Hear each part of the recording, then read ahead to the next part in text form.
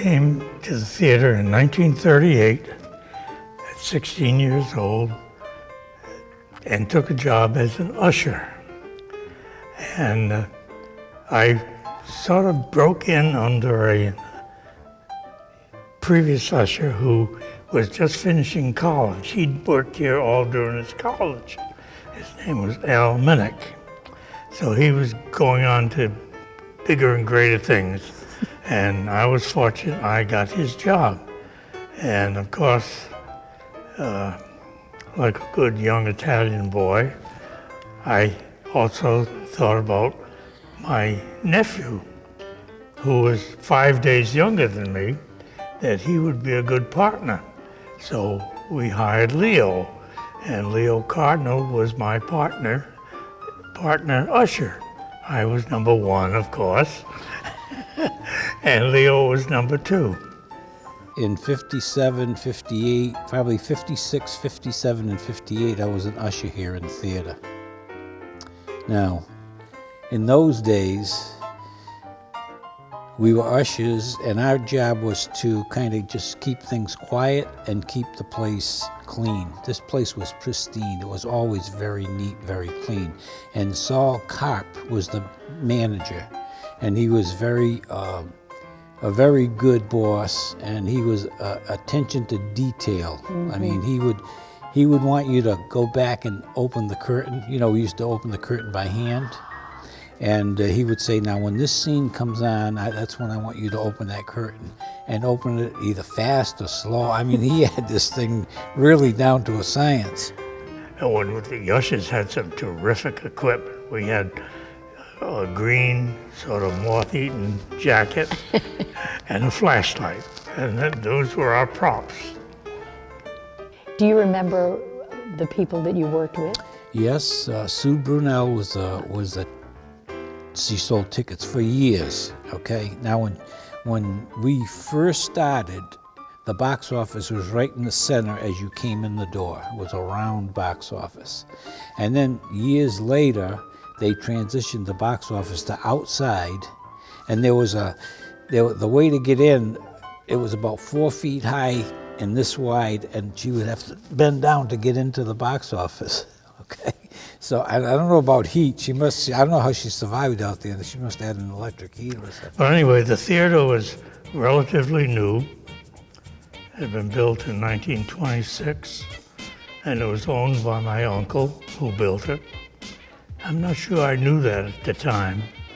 And it was managed, the lease for the building and the operation was managed by John Finley from Stonington, who was the perfect picture of what an entrepreneur should look like. You know, he had it all, and he was really hands off, but showed up at various times, and he was my idol. He was my role model. He dressed to the T. He had the summer flair, the Stonington approach, and just a great, wonderful guy. So at a very young age, I was introduced to the United Theater because all we had to do was hop down 2 steps, and here we were. And then when it came time for the movie to start at maybe 1 o'clock or 1:30, we'd come across the street, we would pay our 25 cents, and we would walk in the door. We would be greeted by a gentleman, and I'm pretty sure he was a Champlin. I don't know if he was it Jack? Jack Champlin, from my notes. Okay, big man, even though we were little kids, he was still big. Glasses, always wore a tie, always had a vest on. Sometimes he didn't have a jacket, but he always wore a vest. And the first few times you met him as a kid, I mean, he looked mean. But that was just his exterior. And once he got to know you and knew that you weren't a wise guy or you weren't going to try to pull a fast one, he was okay. As a matter of fact, it got to a point after several years if we would come in, and of course the candy store was right there, the candy bar just as you walked in over there, and he would keep an eye out and see which of the kids went up to the candy bar and bought a candy bar. And if you didn't have money, of course you didn't get any candy.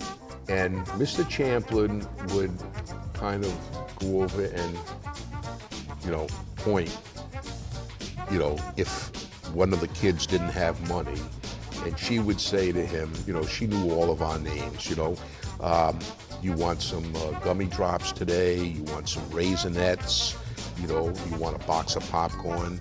And not all the time, and we knew Mr. Champlin was taking care of it. So, did you spend a lot of time in the United Theater? Oh yes, growing up, sure did. This was, speaking for myself, this was what we did on Sunday afternoons, come here to the United Theater. Of course, I'm 87 years old, so I go way back, and I can remember it cost 10 cents. And they used to have a girl who sold tickets right out, and as you went to those outside doors. And you would pay your 10 cents, and then there was a man, his name was Mr. Champlin. And he was a disciplinarian, so you did not fool around, because on Sunday afternoons, it was good many times, just young kids, And there would be ushers here at the United Theater. And of course, they had a balcony upstairs so that you could sit downstairs or upstairs. And there were good shows. For 10 cents, you couldn't beat it, I guess. I can remember one time coming here, I can't think of the manager's name. Big tall guy, Finley. And I came, don't ask me why, but I came with a bag of pistachio nuts. And I proceeded to watch, I think it was a Western Tom Mix or something, proceeded to eat and throw the shells on the ground. So Mr. Finley came over to me and said, I think it's time that you leave the theater because look at the mess you made. So some of the things, but the main thing was it was a gathering place. And subsequent to the early times, there was China Village. So people would come here then go to China Village, or go to China Village and come over here, waiting in lines to get into the theater, waiting in lines to get into China Village. And again, look at downtown now. It's dynamic with all the restaurants and everything. But they were good days, and it was a reasonable price, and everybody dressed up a lot nicer than we dress up today to go to the theater. Dr. Celico had to sit in a certain section of the seating so that we could get him out when he got called from the hospital. And he'd always tell me, now remember where I am. How can I forget? My grandfather, who was a Westerly police chief, his older brother Leon, who lived over in Pawcatuck, was a manager here back in the 50s and 60s. So we have fond memories of coming here and doing things. And the matinees that we used to come to, my mother would bring all the kids, and we'd take advantage of that. We'd sit here and do the cartoon and the double matinees, the Tarzan movies, and all the other things. The candy was a fun thing, popcorn, soda, and that was on Saturday afternoon. Now, I understand that on the balconies sometimes, the ushers had to go up with flashlights. Oh yeah, we used to patrol. We used to go around with flashlights. But mostly what we did was we'd have people either quiet down if they were talking or take their feet off the chair or whatever. The other stuff we kind of turned a little blind eye to. Now, we heard from many people that the ushers did a dandy job of shining flashlights. Yeah. I don't suppose that ever happened to you, but shining flashlights, yeah. Yes. Flashlights would be in the face, yes, for many reasons. Similar to the drive-in theater. We won't get into that right now, Nancy. But it was an interesting place, yes, to say the least. You came here to watch a movie for the most part, but there was always extracurricular activities going on in the audience. Then as years went by, we got older into our early teens, and started to develop an interest in the young ladies. Our seats changed from the front row in the balcony to the last row upstairs, right underneath where the projector was. And that's where we would watch the movie. We were dating in high school. He liked Central because they had the cowboy movies and all. I liked to come in here where we had Rock Hudson and, you know, all the romance. So he'd bring me up, give me my money, and say, ask her what time you'll get out. And I would come here, and he'd go to the Central. Then he'd pick me up out front and we'd go out and have a bite to eat. That's what you call a real friend. So I had lots of Saturday nights here by myself until the movie was over. Oh, that is very funny. So do you still? I think it only happened once. No, it didn't. That's all I could get away with it, I'll tell you. It didn't. Well, can you? Right up in that balcony, right up there. That's where I used to sit. Uh-oh. And I'd love to find my chair there, because I carved my initials in there, but I don't know if it's still there. But I think, Nancy, that my unique experience here is that people didn't know there was a boxing ring downstairs. And Tippy Salamino, not the colonel, but the father who was the manager of Tarzan Brown, Tippy would train us down there. And then it came a time when Tippy said to me, why don't you, I was going to Syracuse. He said, why don't you stay here? Bill Marone and I will be your manager, promoter, and we'll send you to URI and you can box for us. And then the sad part of it, my father and mother found out about it and they said, we don't think so. We don't think so. We don't want to destroy that pretty face. And if I may, I'll tell you another story that was told to me. This one I witnessed, but I was just a kid, you know, was that Betty, my wife, and her mother and her sister came to the movies, and again, it was an evening movie, and the aisles were at the end, and of course you had 6 or 7 sitting or 8 people in a row. Well, people had a tendency to sit toward the ends of the rows, so the 3 of them come in, and the usher came down with his little flashlight and saw 3 seats in the middle of this 8 or 10 seat row. So the people who at the end of the row had to stand up so that you could pass by. But there wasn't much distance there that you had to kind of crawl through. Well, it just so happened that when you did, you kind of moved forward a little bit. Betty's sister had a belt with a big buckle. And this lady was in this front row, was sitting there, and she had a net in her hair. Well, as my sister-in-law, I can say my sister-in-law now because I married Betty, but as Betty's sister went by, that buckle got caught in the net. So as she moved, the lady's head kept moving over, and she was yelling, "Stop, stop!" But everybody behind us was saying, sit down. Everybody was saying, sit down. So, I mean, there were just so many. So, Betty, you were there for that one. I was there for that. What was that like? There were just such good times. I don't think my sister stopped laughing. I think they were going to ask her to leave because she was laughing so hard. I didn't mean to steal your thunder, That's Betty. okay. I told you a story. It's not the first time. And did you also come to the movies here, Joe? Oh my God, come to him. Where's the balcony? That's what I'm saying. Were you one of those fellows that took the girls to the I was on balcony? this stage with my horse, did tricks. I had a trick horse, and I was also a black bot, called Black Bot. He dressed in black, he was a villain. Oh yeah. And he brought the horse in here. I worked at the Cowboy, Silver City, Dude Ranch, up here in North Staunton. I was a stuntman. Oh my heavens! And you brought the horse in. Oh yeah, her name was Lightning. She was jet black. Yeah, and I was in black. But I was young then. So you were pretty good with the horse, obviously, to lead one Oh, into I've this been horse place. all my life. Wow. I went shows everywhere. I was one of 5 horses. But she was my trick horse. She did anything I wanted to. Right here on this stage. Oh, On this yeah. Stage. Do you What, have a what kind picture? of tricks did she do? She rolled over, she kneed, she bowed. She did things before Trigger did. And then some.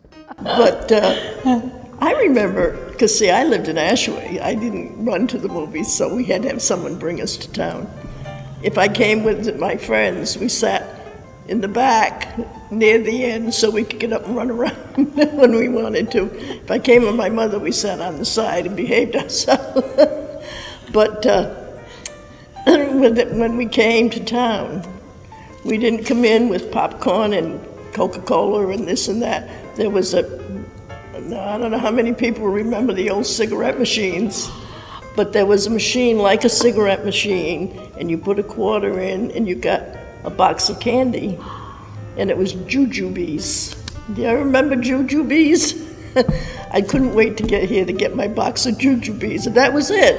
And if they saw you bringing a drink, you put it in the garbage out there. You didn't bring it inside. So, and as he said, Mr. Champlin was a disciplinarian, and the ushers could walk up and down. You'd pay him very little attention, but Mr. Champlin walked down the aisle. Everybody sat up. It was like you were in school. But I can remember, Nancy, we used to have lines out the door, down the street where the China Village used to be, and around the corner. This was the heyday of the theater as far as movies go. The theater at that time really acted in many ways as a community center. You know, they did things like raffles, and we used to have a book club where you could pay $1 a week and get one copy of the encyclopedia. And of course the gimmick was to buy one every week. And we did that, and a great many people bought their first set of encyclopedias from the United Theater. We had raffles, had live shows on the stage. And another interesting thing about the theater, it was sort of a sub rosa meeting place for would-be politicians. There was no such thing as open meeting laws in those days. I was on the town council. This is back in the late 80s, early 90s, and I rented the place in my second election, and this was my campaign headquarters. And someone said, "Why do you want to use the United Theater as campaign headquarters?" I said, "Well, our politicians are a little bit of acting." And I never forget that. We had our campaign headquarters out here. We used the marquee, and it was fun. It put a little different flavor on the election, and people would come in just to say hello, but also to look at the place, because most people you talk to have memories of the United Theater. It was fun. When I mentioned the balcony up there, I can remember one time that I was with my parents. It was the evening show, and it happened to be a murder mystery picture. And the police were in this house because supposedly they had tip that the fellow who committed the murder was somewhere in the neighborhood or in that particular house. Well, as the picture went on, the police were searching the house. And they went through the house and so forth, and they were upstairs, and now they were leaving because they just hadn't found anything. And you can just tell the intensity, and you were so involved that somebody in the balcony, as the police were ready to leave, was so excited about them leaving, not follow this. The killer happened to be hiding in a closet. And when the police started to leave, this fellow was so involved that he stood up and he said, "Don't go, he's in the closet."